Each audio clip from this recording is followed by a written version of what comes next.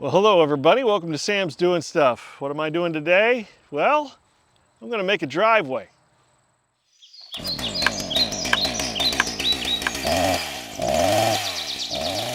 Yeah, I got to make a driveway down to the barns. There's already a solid base and it's kind of a driveway to begin with, but needs a lot of work.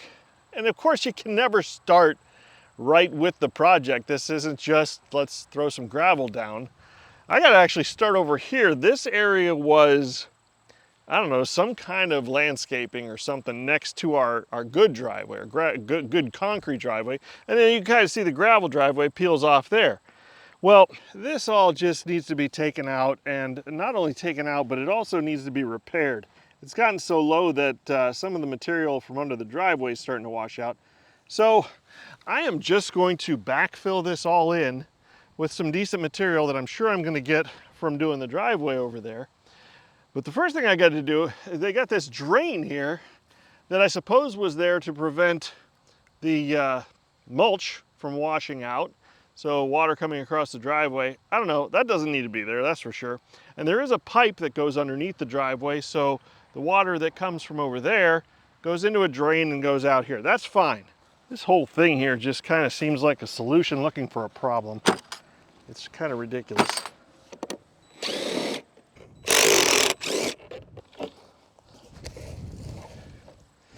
All right, that was pretty easy. Yeah, I should probably plug that hole with something. So I'm going to start this by determining how wide I want this, and it's pretty easy for me. It's just where the good grass is. You know, it just needs to be wide enough to pull a trailer down. And so that's where I'm shooting for. I got to dig out this end here just enough so that when I put new gravel in, it doesn't spill up onto the good driveway. You know, I'm not laying out string, I'm not measuring, I'm not turning this into a geometry problem. I'm just going to get it done.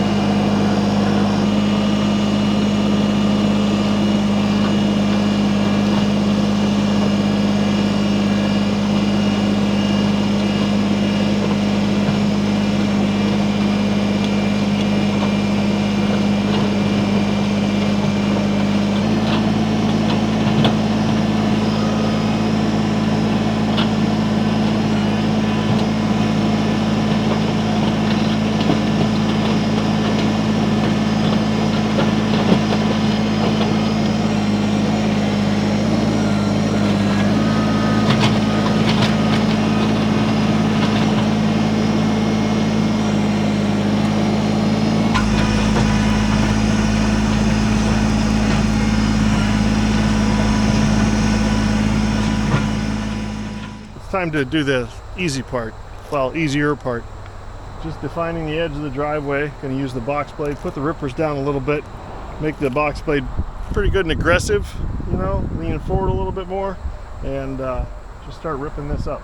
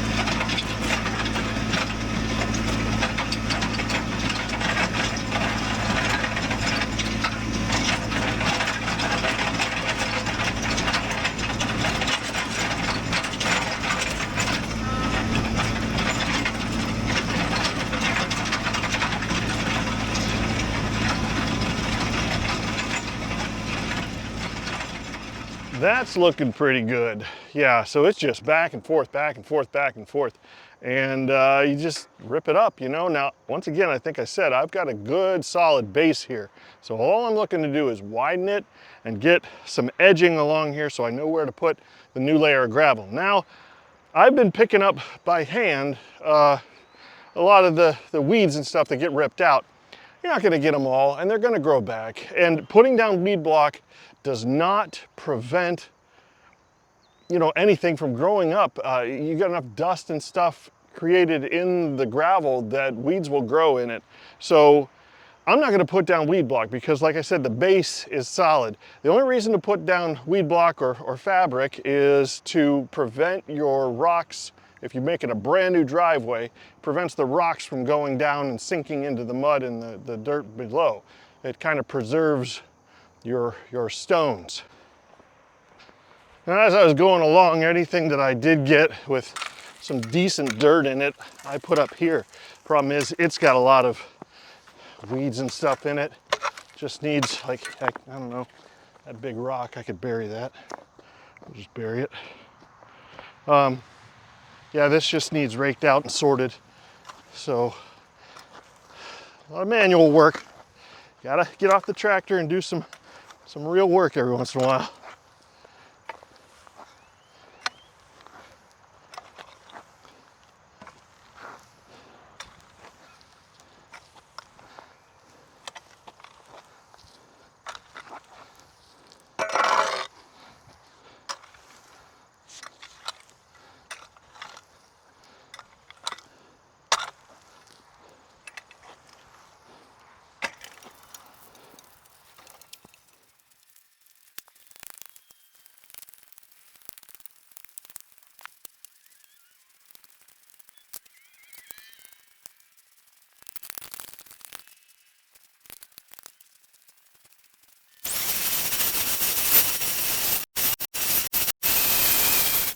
All right, so here we are. This edge of the driveway is looking good.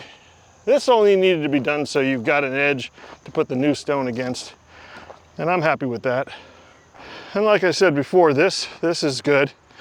Yeah, I'm happy with this all the way down to where the tree is. We'll get to that in a second. And this here is starting to shape up a little bit. Yeah, we're getting there. So now the next step in this operation, and let me tell you, a piranha tooth bar on the front of your bucket combined with a box blade. It's just magical. Anyway, next part is just gonna be this edge over here. When I tore out the retaining wall, those of you who've been with me for a while, you know what I'm talking about, that railroad tie retaining wall that was failing. I tore that out and I shaped up that side over there so I could mow it. Well, some of the dirt came down and it's kind of encroaching in where I want the driveway to be. I need the driveway to be wide enough to bring a trailer through here with the truck. So I'm just gonna scrape out just this edge. This other edge I've already done, and obviously I can't go any farther than where that oak tree is. So I'm taking it out of this side. We're gonna make a true edge over here where the gravel can butt up against, and that's really it. I'll clean up the rest of the driveway with the box blade and it'll be ready for gravel.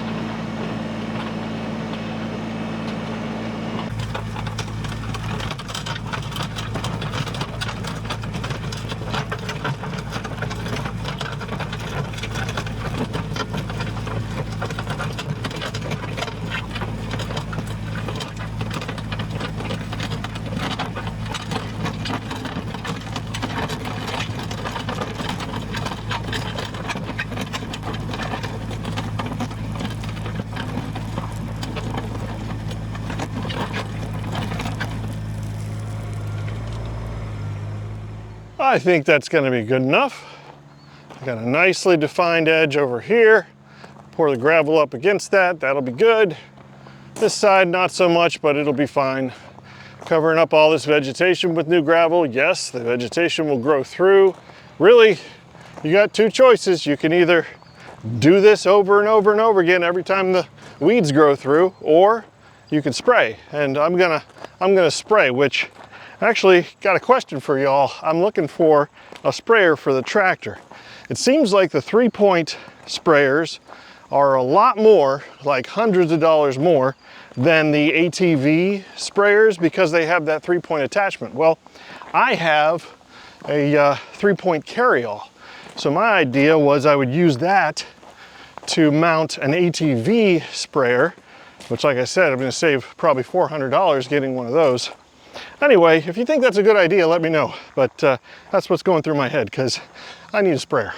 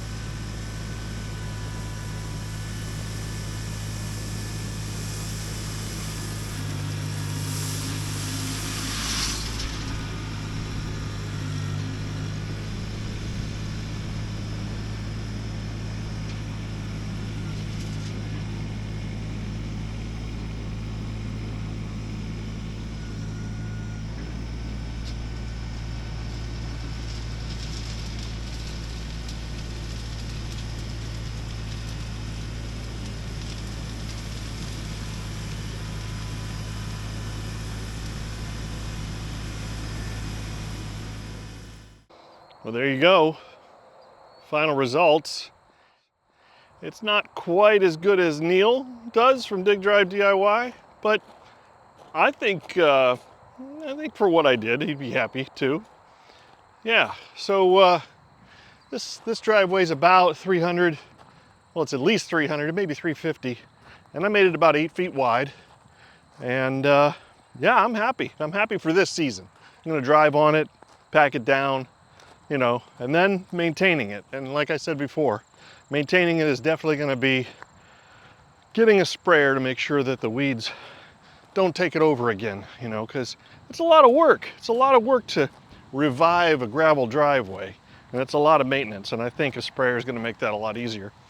So one thing that was extremely fortunate, my daughter's driver, she has special needs, so she has a van driver that, you know, has school transportation. Anyway, he said, why don't you go get the stone from the quarry, get it directly from the source? And he saved me he saved me about $210. $210 on, it was $14 a ton cheaper at the quarry than it was at the garden center. And I love our garden center. I will always shop there. But for something like this, yeah, it made a lot more sense to go to the quarry. It's less than 20 minutes away. Now the techniques I was using, you know, you can either sprinkle the stone from your bucket, just put it all in a big pile and then sprinkle it, but I tried to spread as much of it as I could with the trailer at first, and then once the trailer spread it, I just kind of used the bucket a little bit, but mainly the box blade, you know, just drug it out nice and smooth. You got to kind of feather it, you know, you got to play with that box blade as you're dragging. It's not quite like a land plane. You can't just set it down and go to town. You gotta watch, because otherwise you'll drag too much material or drag not enough. But the results are great. It is smooth. I mean, it's very smooth. Way better than it was. So I am so glad to be back to doing stuff, you know. Hitting the reset button was good. Camping was fun. But I'm back in my element, baby. So anyway, now that I'm doing stuff, you'll have to check in next time and see what I'm doing when I'm doing more stuff. See you then.